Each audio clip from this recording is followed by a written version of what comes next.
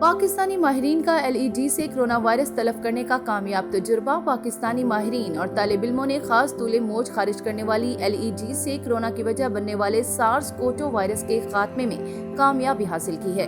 آپ دیکھ رہے ہیں دھرتی نیوز اور میں ہوں فرا آصف۔ تاہم اس کی تفصیلات کسی تحقیقی مقالے سے قبل ایک بین الاقوامی آن لائن کانفرنس میں پیش کی گئی، جو امریکن انسٹی ٹیوٹ آف فزکس سے 4 سے 6 اگست تک منعقد کی گئی۔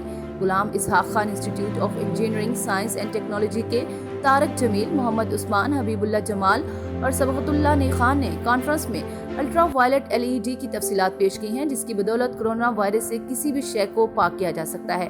ان کے تحقیقی مقالے کا عنوان designing 222 nanometre 3 nitrate based UVC ELE D for the disinfection of SARS-2 COVID virus ہے۔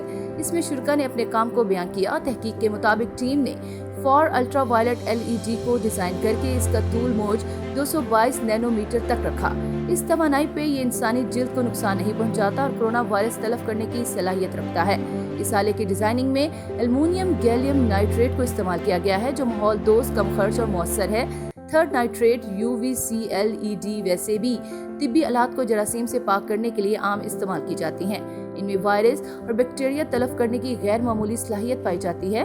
پاکستانی تحقیقی ٹیم نے اپنے ایجاد میں مزید بہتری کے بعد اس کی تیاری کا مکمل طریقہ بھی بیان کیا ہے۔